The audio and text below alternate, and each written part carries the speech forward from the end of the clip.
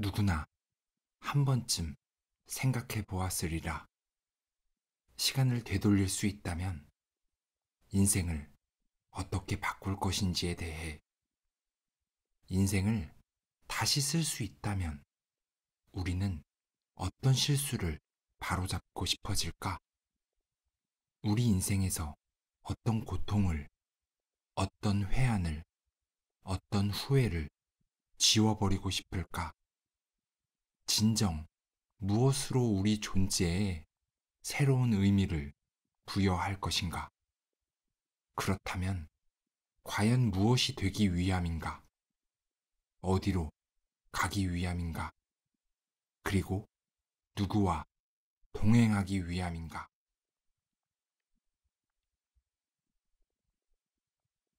당신, 거기 있어 줄래요? 2006년 캄보디아 북동쪽 적십자사의 헬리콥터는 예정된 시간에 도착했다. 구호 활동을 위해 마을에 와 있는 의료진을 태우고 다시 돌아가야 한다. 시동을 끄지 않은 채 헬기는 이륙 준비를 하고 있고, 샌프란시스코 외과 의사 엘리엇은 매년 진행한 의료 봉사 활동을 마치고 헬기를 타려고 했다. 그 순간 한 노인이 갓난아이를 힘겹게 안고 선 모습이 보였다. 아이는 선천성 기형으로 얼굴은 위 입술이 세로로 갈라지면서 파열된 상태였다. 언청이로 태어난 아이들은 부모로부터 버림받는 일이 비일비재한 캄보디아 풍습으로 보아 당장 수술을 받지 않으면 목숨을 장담하기 어려웠다. 엘리엇은 그 아이를 외면하지 못하고 결국 헬기를 타지 않았다. 수술이 끝나고 입에 달고 사는 담배를 피는 엘리엇에게 아이를 안고 서 있던 노인이 다가왔다. 노인은 아이의 얼굴을 되찾아준 엘리엇에게 고마움을 표했다. 노인은 의사에게 반드시 이루었으면 하는 소원이 있느냐고 물었고, 엘리엇은 감상에 젖어 30년 전에 사고로 죽은 여자를 한 번만이라도 만나고 싶다고 말했다. 노인은 의사에게 조그마한 병을 하나 건넸다. 병에는 작은 황금색 알약 10개가 들어있었다. 1976년 엘리엇의 나이 30. 아이를 가졌으면 해. 당신과 나의 아이. 일리나가 샌프란시스코로 떠나는 엘리엇에게 말했다. 일리나는 세계 최대의 해양생물공원인 오션월드에서 돌고래와 범고래를 돌보는 수의사로 확고하게 자리를 잡았다. 일리나는 플로리다에, 엘리엇은 샌프란시스코에 살고 있다. 두 사람은 4,000km를 뛰어넘는 장거리 연애를 하고 있는 셈이다. 엘리엇은 일리나를 진심으로 사랑했지만 70년대 중반이라는 불확실한 시대에 아이를 낳고 싶지 않았다. 솔직한 심정은 아이를 원치 않았다. 엘리엇은 일리나의 심각한 제안에 정신도 차릴 겸 카페에 앉아 줄기차게 담배를 피고 있었다. 그러던 중 엘리엇의 눈에 유리병 너머 이상한 광경이 포착되었다. 공항 터미널 한복판에서 맨발에 하늘색 파자마를 입고 있는 60대 남자. 무엇에 끌린 듯 카페를 나와 노인에게 다가갔다. 폭력을 일삼던 아버지와 비슷한 외모였다. 노인 역시 엘리엇이 다가서자 혼란스러운 듯 뒷걸음쳤다. 엘리엇? 노인이 말했다. 아버지? 나는 바로 자네라네, 엘리엇. 노인은 30년 후 나이든 엘리엇이라고 주장했다. 그리고 갑자기 코에서 피가 솟구치더니 화장실로 뛰어갔고 이내 사라져버렸다. 2006년 엘리엇의 나이 60. 샌프란시스코. 엘리엇은 눈을 떴다. 그리고 믿을 수 없었다. 샌프란시스코 공항을 헤매 다니고 눈앞에 갑자기 젊은 엘리엇이 나타난 것이다. 젊은 엘리엇이 당혹스러워하는 모습이 마치 실제 같았다. 하지만 지독한 악몽이라고 생각했다. 힘겹게 자리에서 일어나 버튼을 눌러 블라인드를 열어 젖혔다. 말이나 전경이 눈앞에 펼쳐지는 전망창을 향해 걸어갔다. 숨막힐 듯 아름다운 전경이 펼쳐졌다. 아침 햇살이 순간순간 다양한 색상을 선보이며 도시 위로 쏟아져 내렸다. 멀리 바다에는 요트와 페리 여객선이 경적 소리를 내고 어딘가로 향해하고 있었다. 엘리엇은 나이트 테이블 위에 올려놓은 황금색 알약병에 불안한 시선을 던졌다. 용기를 내어 열어보니 알약은 모두 9개가 남아 있었다. 전날 밤 잠들기 전에 호기심에 하나를 삼켰기 때문이었다. 그래서 신비로운 꿈을 꾼 것인가? 그는 고개를 숙여 옷에 묻은 얼룩을 자세히 들여다보았다. 피였다. 놀랐지만 그럴 수 있다고 생각했다. 몇 달 전 우연찮게 폐암 진단을 받았다. 40년을 하루에 한 갑도 넘게 담배를 태운 결과다. 엘리엇의 병은 악성 폐암이었고 진행 속도가 빨라 치료가 불가능하다는 결론이 내려졌다. 몇 개월 후면 엘리엇은 자신이 죽는다는 사실을 알고 있었다. 하지만 두렵지 않았다.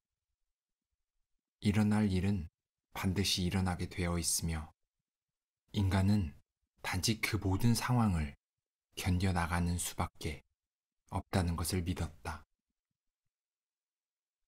하지만 진정으로 두려운 것은 20살 된 딸 엔지와 평생을 동고동락한 친구 매트의 반응이었다.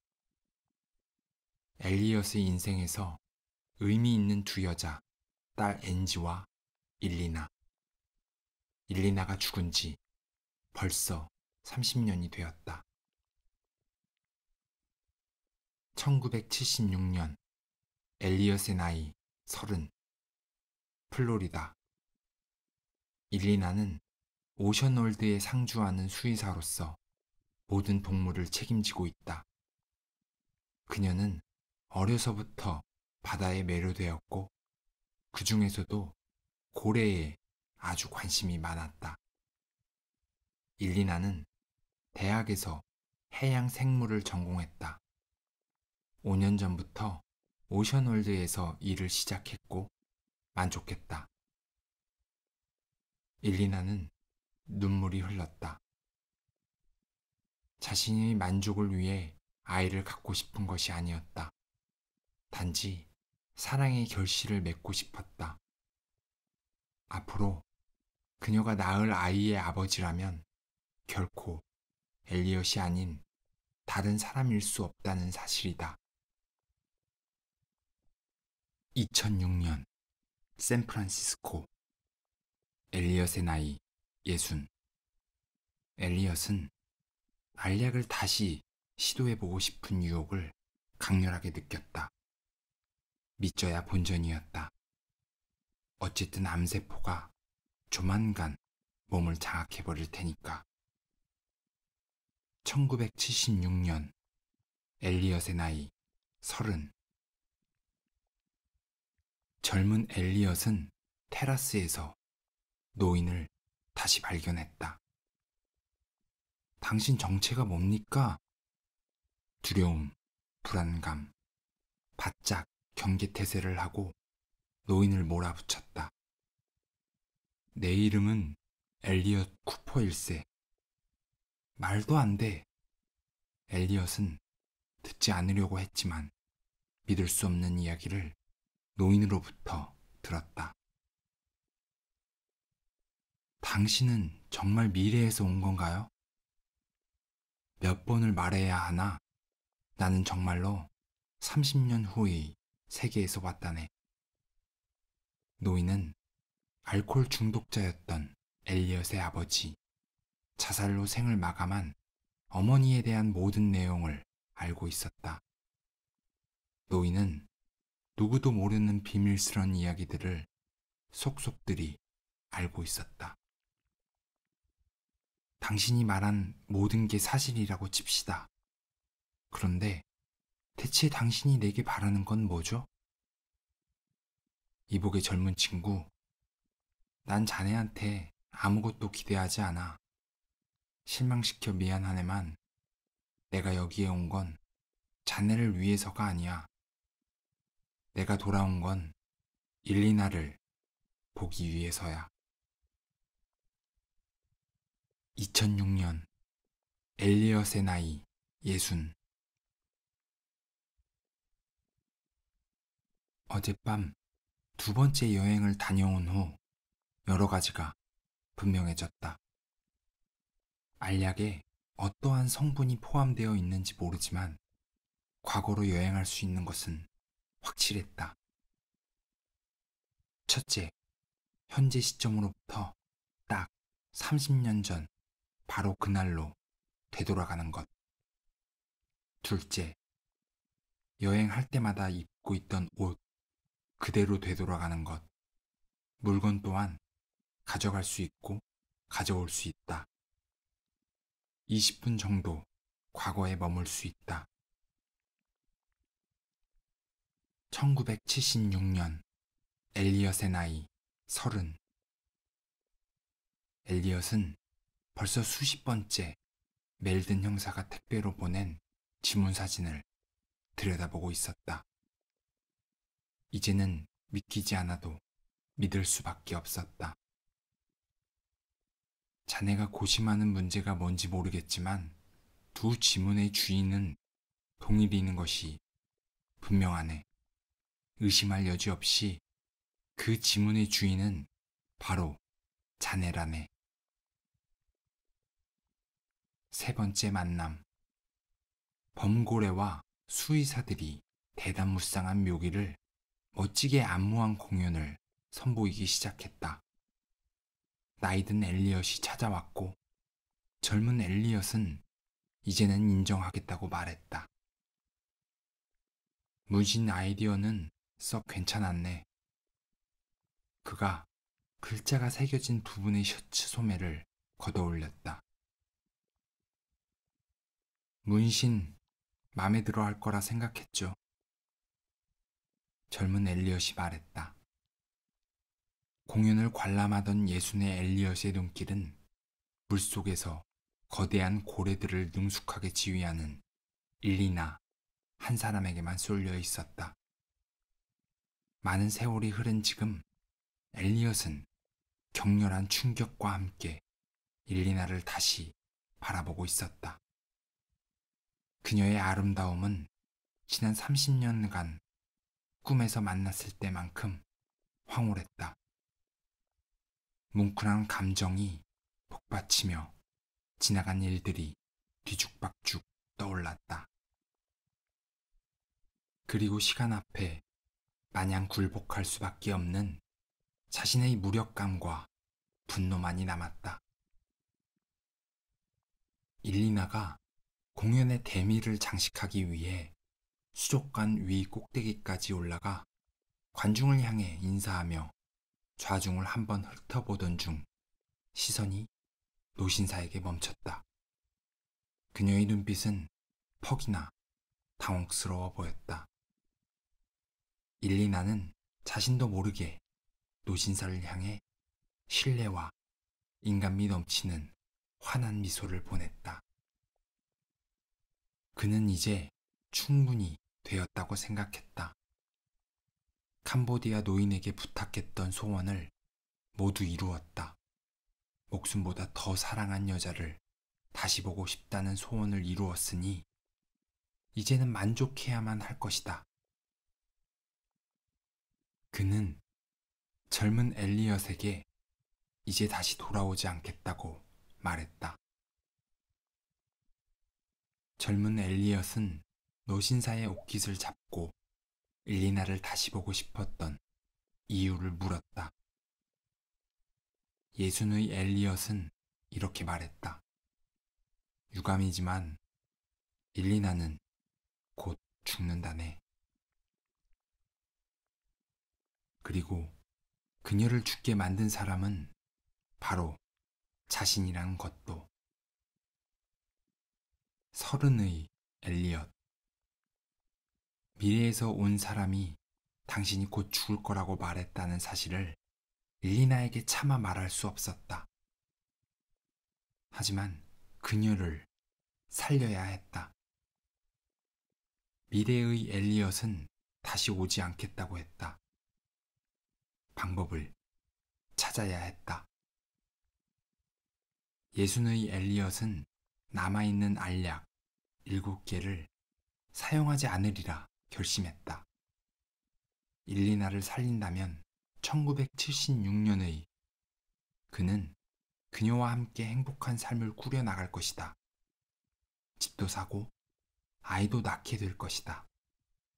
그렇게 될 경우 엔지의 생모를 만나지 못하게 되고 결국 딸 엔지의 삶은 없었던 일이 되어버린다.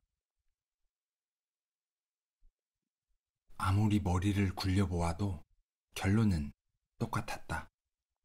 일리나를 살리려면 엔지를 포기해야 한다. 일리나를 살리고 싶은 마음은 간절했지만 삶을 원래대로 내버려 두는 편이 나을 것 같았다. 서른의 엘리엇은 고심 끝에 방법을 찾아냈다. 매트에게 부탁해 당장 자신의 집으로 가서 편지를 책장 사이 66페이지와 67페이지 사이에 넣어두고 연장통에서 인두를 찾아내 책상 위에 큰 지도책 66페이지라고 새겼다. 편지에는 협박 아닌 협박을 적었다. 다시 돌아오지 않는다면 미래의 결과가 달라지게 살겠다는 협박이다. 예순의 엘리엇은 하는 수 없이 다시 약을 꿀꺽 삼켰다. 젊은 친구, 설명이 필요하다고 했나? 그럼 내가 알아듣도록 설명해 주지. 예순의 엘리엇은 엔지에 대한 이야기를 해주었다. 엔지가 태어났을 때 일리나는 이미 죽은 지 10년이 지난 것이다. 그런데 왜 내가 일리나를 죽게 했다고 말했죠? 자네가 일리나를 제대로 사랑해주지 못했으니까. 자네는 인생이 한참이나 남은 것처럼 일리나를 대했지. 하지만 사랑은 그런 식으로 하는 게 아니라네. 젊은 엘리엇은 알겠으니 중요한 대답을 빨리 하라고 재촉했다. 일리나가 어떻게 죽었는지. 예순의 엘리엇은 일리나가 오션월드에서 사고가 나서 죽었으나 언제, 어떤 식으로 사고가 일어난 것은 말해주지 않으려 했다. 과거를 바꾸는 것은 원치 않았기 때문이다. 딸 엔지를 잃고 싶지 않다고 했다. 젊은 엘리엇 역시 결연한 의지로 일리나를 죽게 내버려둘 수 없다고 했다. 일리나가 죽는다면 나는 엔지를 절대로 낳지 않을 겁니다. 지금 날 협박하는 건가? 예순의 엘리엇은 하는 수 없이 3가지 조건을 말했다. 첫째, 그 누구에게도 발설하지 말 것. 일리나, 매트에게도. 둘째, 일리나를 살리고 2번 다시 그녀를 만나지 말 것. 셋째, 앞으로 9년 뒤에 밀라노 외과 학회에서 관심을 보이는 여자와 주말을 보낼 것. 엔지는 그 여자와의 사이에서 태어날 테니까. 이 3가지 조건이 일리나와 엔지를 모두 살릴 수 있는 방법이었다. 인간사의 흐름을 바꾸려 할 때 지불하는 대가라고 생각하게. 엘리엇은 그 조건을 받아들이기로 했다. 1976년 30의 엘리엇. 바로 오늘 일세 예순의 엘리엇이 나타났다. 그리고 일리나가 사고를 당해 죽는 날이 오늘이라고 했다. 일리나와 통화를 하고 약속을 지키지 못한다고 말하면 일리나는 결국 죽게 될 것이다. 젊은 엘리엇이 믿지 못하는 걸 예상이라도 한 듯 예순의 엘리엇이 오래전 기사를 꺼내들었다. 1976년 12월 25일 범고래에게 죽음을 당한 젊은 여수의사. 인간이 운명을 선택하는 게 아니라 운명이 결정하는 것을 따라야 하는 존재가 바로 인간 아니던가? 산다는 게 다 그런 걸지도 모른다. 젊은 엘리엇은 어떻게 해야 할지 도무지 몰랐다. 하지만 지금은 행동할 때라는 사실을 깨달았다. 내일 벌어질 일 따위는 중요하지 않다. 무슨 대가를 치른들 어떠하리. 사랑하는 여자를 구하리라. 다른 건 중요하지 않다. 위급한 환자로 인해 약속을 취소하려던 엘리엇은 일리나에게 전화를 걸어 약속대로 만나기로 했다. 방금 전에 한 행동이 정말로 나와 일리나의 미래를 바꾸어 놓았을까? 원래 전하려던 말 대신 다른 말을 했다고 과연 정해진 운명이 바뀔 수 있을까? 얼마 후 코트 주머니에서 굴러다니는 신문 기사가 손에 잡혔다. 호기심이 발동한 그는 누런 종이 쪽지를 꺼내 자세히 살펴보았다. 놀랍게도 기사 내용이 달라져 있었다. 오션월드 범고래 사망. 사실은 나에게 다른 여자가 있어. 엘리엇, 내게는 당신이 전부야. 당신은 내 연인이고, 내 친구이고, 내 가족이야. 나는 이제 더 이상 당신을 사랑하지 않아, 일리나. 엘리엇은 견딜 수 없이 괴로웠지만 어쩔 수 없었다. 일리나는 내 인생의 전부였어. 말하지 않아도 잘 알아. 그래서 그녀를 구한 것 아닌가? 자네가 아니었다면 일리나는 죽었을 거야. 여전히 시간여행자가 낯설게만 느껴졌다. 도무지 그가 미래의 자신이라고 인정하기 힘들었다. 엘리엇은 시간여행자가 떠날 시간이 되었다는 걸 감지할 수 있었다. 그의 몸에서 경련이 일었고 곧 코피가 터졌다. 엘리엇은 해야 할 일이 더 있었다. 이제는 매트의 곁을 떠나야 할 차례였다. 매트, 내 인생에서 이제 그만 사라져줘. 매트는 믿을 수 없어 몇 차례 다시 물었지만 엘리엇은 단호했다. 자네가 그토록 원한다면 그렇게 해주지. 엘리엇은 이 고통을 어떻게 견뎌야 할지 알지 못했다. 엘리엇의 나이 60. 매트는 현관문을 열어보곤 눈을 동그랗게 떴다.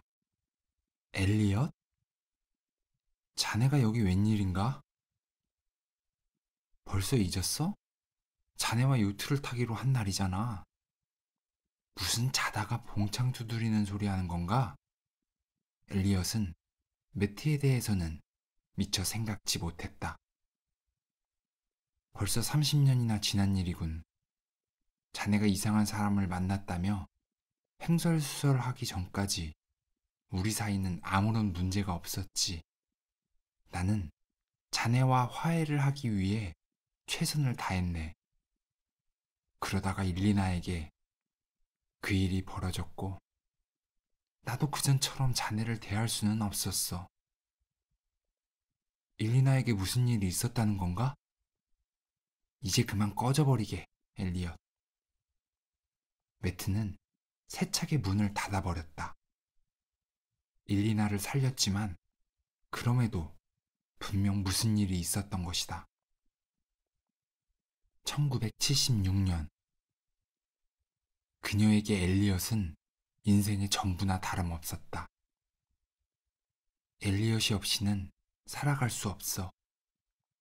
일리나는 이제 자신이 나약하고 가망 없는 존재로 느껴졌다. 이별의 아픔을 좀처럼 씻을 수 없을 것 같았다. 그녀는 왜 두 발이 자신을 골든게이트로 이끌었는지 비로소 깨달았다. 일리나는 출렁이는 바다를 향해 망설임도 없이 몸을 날렸다.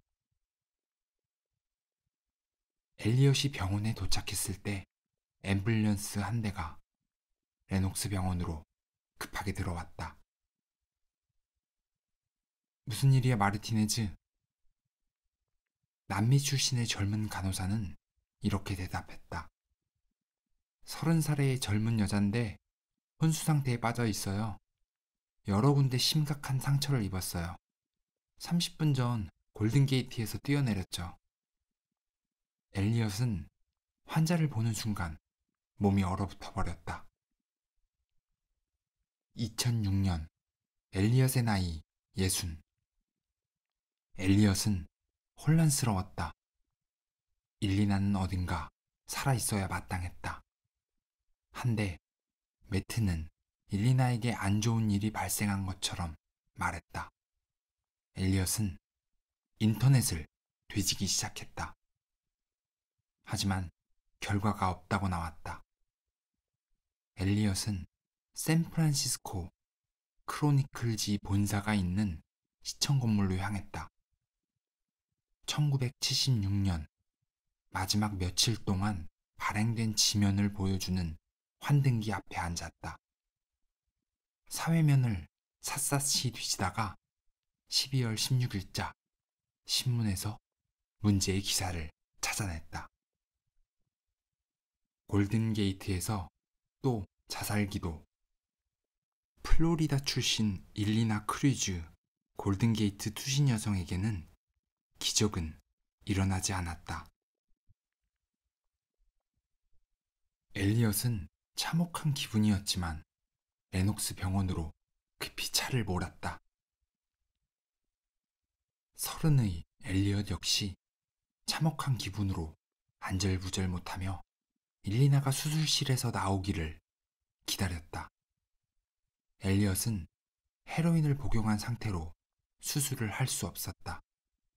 이 모든 것은 시간여행자 때문이었다. 시간여행자와 모의해 운명을 거역하려고 시도했지만 결국 운명은 그들을 비웃으며 더욱 끔찍한 결과를 만들어냈다. 2006년 엘리엇의 나이 60. 엘리엇은 문서 보관소의 문서를 이잡듯이 뒤지며 일리나의 진료 기록을 찾고 있었다. 마침내 일리나의 진료 기록을 찾았다. 담당 의사는 응급수술을 시도했지만 결국 실패로 끝나고 말았다.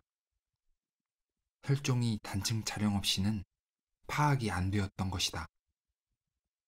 결국 아무리 유능한 외과 의사라도 일리나를 살리지 못했을 거라는 결론이 도출되었다.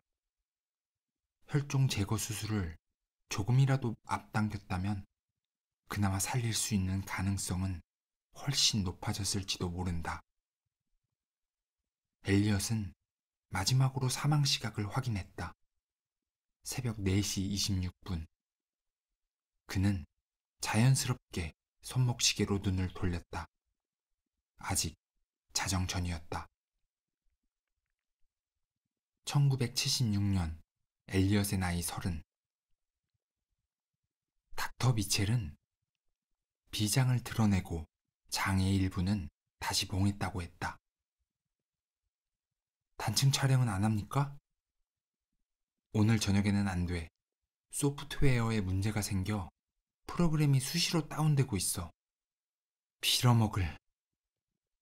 엘리엇이 주먹으로 문을 치며 고함을 질렀다. 우리가 이 단계에서 유일하게 할 수 있는 건 기도뿐이라네. 지금 환자의 상태로는 수술을 견딜 수 없을 것 같대. 닥터 미첼이 말했다. 2006년 엘리엇의 나이 60. 엘리엇은 일리나의 진료 기록을 가슴에 품고 위층으로 올라갔다. 정해진 운명에서 벗어날 수 없더라도 운명에 대처하는 방식은 내 뜻대로 선택할 수 있는 게 아닌가? 엘리엇은 주머니에 손을 집어넣어 알약병을 꺼냈다. 아직 끝나지 않은 듯했다. 이제는 놀라울 정도로 차분했다. 1976년 엘리엇의 나이 30. 당장 일리나를 수술해야 하네. 시간 여행자가 나타났다. 어떤 수술 말입니까? 엘리엇이 벌떡 자리에서 일어섰다. 뇌경막 혈종 말일세. 일리나는 지금 당장 죽을지도 몰라요. 자네 말도 일리는 있어. 하지만 지금 당장 개봉하지 않으면 살 수 있는 가능성은 제로가 된다네. 그럼 누가 집도한다는 거죠? 집도는 내가 직접 하네. 자네가 옆에서 도와주면 가능하지. 결국 수술이 시작되었다. 시간 여행자는 감정을 억제하고 수술에만 집중하기 위해 수술 대상이 일리나라는 사실은 의식조차 하지 않았다. 시간 여행자는 몸이 떨려오기 시작하자 젊은 엘리엇을 돌아보며 말했다. 봉합은 자네가 하게. 나는 이제 돌아가야 할 시간이 되었어. 이제 그는 죽는 게 더 이상 두렵지 않았다. 2006년 엘리엇의 나이 60. 눈을 떴을 때 엘리엇은 사무실의 차가운 타일 바닥에 누워 있었다. 코에 손을 대보니 피가 철철 흐르고 있었다. 내가 과연 일리나의 목숨을 구한 걸까? 컴퓨터 앞에 앉은 그는 온라인 전화번호부를 조회했다. 전날에는 일리나 크루즈라는 이름이 없었지만 이번에는 분명히 검색 결과로 나타나고 있었다. 1976년 엘리엇의 나이 30. 일리나가 무사하다는 것을 확인했네. 일리나가 미래에도 살아있습니까? 그가 고개를 끄덕였다. 몸에 후유증은 남아있지 않던가요? 그녀는 살아있어. 우리가 그녀를 살렸단 말일세. 부족하지만 그것으로 만족하세. 시간 여행자는 눈을 비비며 창밖으로 고개를 돌렸다. 자욱한 안개가 희끄무레한 물결처럼 번지며 보도와 소화전들을 뒤덮고 있었다. 모두 잘 될 거야. 잘 될 리 없어요. 나는 사랑하는 사람을 모두 잃었어요. 매트도, 일리나도. 이게 모두 당신 때문이죠. 그럴지도 모르지. 하지만 운명이 그렇게 정해진 걸 어쩌겠나. 내가 약속을 지킨 것처럼 자네도 반드시 약속을 지켜주길 바라네. 앞으로 몇 년간은 힘들 거야. 그 다음에는 모두 잘 될 거야. 자네는 이겨낼 수 있어. 우리 만남도 이번이 마지막이라네, 젊은 친구. 당신은 매번 마지막이라 얘기했죠. 이번에는 정말이야. 설령 내가 원한다고 해도 다시는 돌아올 수 없을 테니까. 그는 알약 이야기를 해주었다. 어떻게 손에 넣게 되었는지 모든 사실을 알려주었다. 자넨 아무 잘못도 없었다네. 젊은 엘리엇은 그의 말이 무엇을 암시하는지 이해하지 못했다. 그가 반복해서 말했다. 자넨 아무 잘못도 없었어. 무슨 뜻이죠? 어머니의 자살, 아버지한테 당한 구타. 시간여행자는 목이 메어 말을 마저 맺지 못했다. 자넨 아무 잘못도 없었어. 저도 압니다. 잘 있기를 바라네, 젊은 친구. 이젠 자네가 나설 차례야. 엘리엇은 다시 의자에 앉아 그가 안개 속으로 사라지는 모습을 내다보았다. 다시는 그를 보지 못할 것이다. 1978년, 1983년, 1984년. 날이 바뀌고 주가 바뀌고 해가 바뀌면서 일리나는 점차 인생의 새로운 의미를 깨닫게 되었다. 그녀는 다리를 쩔뚝이며 걸어야 했지만 적어도 휠체어 신세는 지지 않았다. 1985년 엘리엇은 시간 여행자, 즉 미래의 자신과의 약속을 지키려고 매트도 일리나도 모른 채 살고 있었다. 엘리엇은 외과학회 참석차 이탈리아로 날아갔다. 바로 딸을 낳아줄 여자를 만나기 위해서다. 1986년 엘리엇의 나이 40. 새벽녘에 전화 한 통이 걸려왔다. 특유의 이탈리아 악센트로 아이를 낳았다고 통보해온 것이다. 반갑다, 엔지. 1987년 엔지가 태어나고 어두운 터널의 끝이었다. 엔지는 한 줄기 빛이었다. 2001년 9월 11일에는 믿지 못할 일이 일어났다. 세계무역센터에서 일어난 끔찍한 테러. 그가 말해준 내용 그대로였다. 2002년, 2003년, 2004년. 엘리엇의 나이는 이제 59이 되었다. 2006년. 엘리엇의 나이 60. 엘리엇이 의자에 앉자 찰드윈이 책상 위에 엑스레이 사진을 여러 장 펼쳐 놓았다. 얼마쯤 남았겠는가? 몇 달? 이 친구야, 이렇게 되도록 왜 몸을 혹사했나? 이제 30년 전 나타났던 시간여행자와 같은 나이에 똑같은 모습을 하고 있다는 걸 문득 깨달았다. 그렇구나. 결국 내가 그가 되었어. 2007년 엘리엇의 나이 61. 베란다 소파에서 담요를 감고 누운 엘리엇은 마지막으로 샌프란시스코의 하늘 위로 지고 있는 석양을 쳐다보았다. 그는 산소 마스크를 했는데도 더 이상 숨을 쉴 수가 없었다. 몸 전체가 녹아내리는 느낌이었다. 마지막 여행을 떠날 시간이었다. 그는 죽음을 앞둔 이 순간 너무나 간절하게 일리나를 생각했다. 그리고 마지막 숨을 거두는 순간 그녀가 곁에 있다고 믿었다. 매트는 아내의 반대를 무릅쓰고 마지막 가는 친구를 찾아왔다.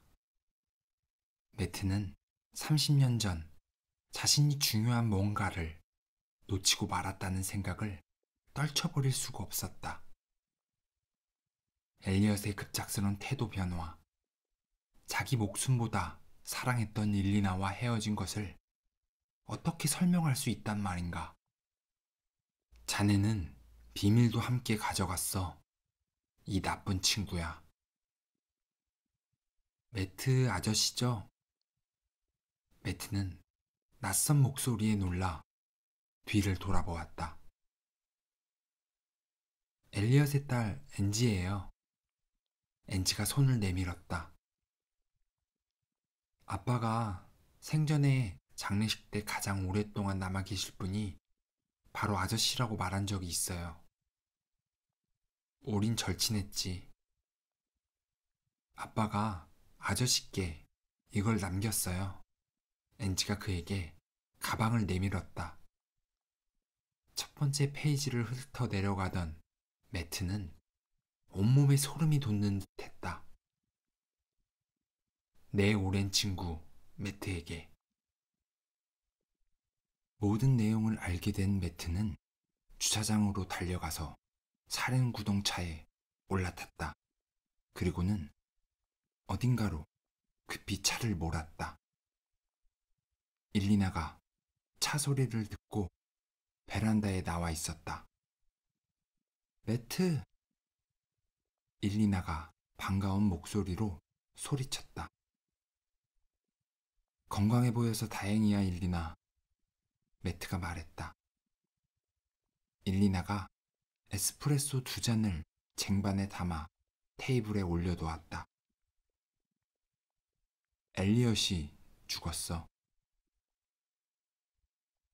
깊은 침묵이 적막한 집안으로 밀려들었다.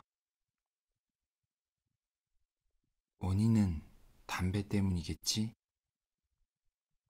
응, 폐암이었어. 일리나는 무표정한 얼굴이었지만 눈이 촉촉히 젖어 있었다. 그녀가 부엌으로 걸어갔다. 갑자기 그릇 깨지는 소리가 온 집안에 울려 퍼졌다. 그가 황급히 부엌으로 달려가 보니 일리나가 의자에 풀썩 주저앉아 있었다. 그녀는 두 손으로 머리카락을 감싸준 채 소리 죽여 흐느끼고 있었다. 지난날 엘리엇을 지독히도 사랑했었어. 나 역시 그래. 매트가 무릎을 꿇고 애정을 다해 그녀를 꼭 껴안았다. 일리나가 눈물이 그렁한 두 눈으로 그를 쳐다보았다. 엘리엇이 우리에게 몹쓸 짓을 했지만 왠지 난 끝내 그를 미워할 수 없었어. 일리나, 당신이 반드시 알아야 할 사실을 전하러 왔어. 매트가 나지막히 말하고 노트를 일리나에게 내밀었다. 당신이 알아야만 할 진실. 매트는 그렇게 말하고 일리나의 집을 나섰다. 첫 번째 몇 페이지를 읽고 나서 그녀는 30년 동안 자신을 괴롭혔던 의문에 대해 비로소 답을 얻었다. 매트는 운전대를 잡고 샌프란시스코로 향했다. 무언가 대단한 것을 놓친 것 같은 기분이었다. 배가 고파 샌드위치를 주문했다. 호주머니에 늘 넣어가지고 다니는 콜레스테롤 저하용 약봉지를 꺼내 들었다. 약봉지에는 한 알만 남겨져 있었다. 그때 매트의 머리에서 번쩍 떠오르는 생각이 있었다. 엘리엇은 캄보디아 노인이 알약을 10개 줬다고 했는데 그가 시간여행을 한 것은 모두 합해 9번뿐이었다. 알약이 10개였는데 9번 시간여행을 했다면 남은 알약은 대체 어디에 있을까? 매트는 당장 엘리엇의 집으로 향했다. 매트는 엘리엇의 집에 도착한 뒤 불현듯 책장 앞으로 다가섰다. 이 집에 와서 전보를 끼워 넣던 그날이 생각났다. 그리고 지도책 뒷표지와 내지 사이의 얄팍한 공간에서 조그마한 비닐봉지를 찾아냈다. 그곳에는 황금색 알약이 하나 있었다. 아드레날린이 솟구쳤다. 과거로 돌아갈 수 있는 한 번의 기회를 남겨둔 엘리엇의 의도는 무엇이었을까? 마침 일리나에게 전화가 왔다. 일리나는 황당무계한 이야기라고 생각했지만 설명이 필요했다. 기다려봐, 일리나. 내가 엘리엇을 당신한테 다시 데려다 줄 테니까. 매트는 휴대전화를 끊었다. 그리고는 알약을 삼켰다. 잠을 청하기에는 너무 힘들어 자리에서 벌떡 일어났다. 차를 몰았다. 그가 러시안 힐 꼭대기에 도착했을 때 갑자기 잠이 쏟아졌다. 정신이 혼미해지며 관자놀이에 피가 쏠리는 게 느껴졌다. 그의 사륜구동차가 인도로 미끄러지며 수국 화단을 덮친 뒤 철제 방벽에 처박혔다. 1977년 매트가 눈을 떴다. 재빨리 일어나 잡지 진열대로 다가가 뉴스 위크지를 집어들었다. 표지에는 지미 카터의 얼굴이 보였다. 날짜는 1977년 2월 6일로 나와 있었다. 매트는 소스라치게 놀랐지만 할 일이 있었다. 시간이 없었다. 레녹스 병원까지 1km가 넘었다. 목숨을 다해 뛰기 시작했다. 가까스로 병원에 도착한 매트는 엘리엇 선생을 찾았다. 엘리엇 선생은 지금 카페테리아에 있어요. 간호사 말이 끝나기도 전에 매트는 쏜살같이 달렸다. 매트는 줄지어 정렬된 테이블들 한가운데로 나섰다. 구석 자리에서 엘리엇이 벽에 등을 기대고 두 다리는 벤치에 올려놓은 채 담배를 피우고 있었다. 헤이 친구, 아직도 일하는가? 엘리엇이 매트를 알아보지 못했다. 당신이 정말 매트? 매트는 하나 남은 알약으로 이곳까지 온 이야기를 했다. 자네에게 정말 미안해. 엘리엇이 진심으로 사과했다. 매트는 그를 이해했다. 난 이제 가야 해, 엘리엇. 난 자네를 구하러 왔어. 미래에 자네는 죽었어. 매트가 그의 입에서 담배를 빼내 카페테리아 타일 바닥에 뭉개버렸다. 이제부터 절대로 담배를 피워서는 안 돼. 내가 그때까지 살아있으면 2007년에 다시 만나자. 엘리엇이 제안했다. 30년, 아마도 긴 세월이 될 거야. 걱정 마. 금세 지나가 버릴 테니까. 매트는 고통을 호소하며 사라졌다. 매트는 무사히 돌아갔을까? 2007년 마리나에 도착한 매트는 미치광이처럼 친구 집 현관문을 거칠게 두드렸다. 문 열어, 엘리엇. 어서 이 빌어먹을 문을 열어. 집은 텅 비어 있었다. 의기소침해 앉아있는 그의 앞에 택시 한 대가 와서 멈춰섰다. 한껏 기대에 부푼 일리나가 택시에서 내려섰다. 매트는 그녀에게 일이 잘못되었다는 뜻으로 고개를 힘없이 저었다. 약속을 지키지 못했다고, 엘리엇을 데려오지 못했다고. 실망한 일리나는 길을 건너 해변을 향해 걸어갔다. 골든게이트가 아주 가까이 보였다. 그녀는 30년 전에 뛰어내린 그 저주의 다리를 처음으로 용기를 내어 쳐다보았다.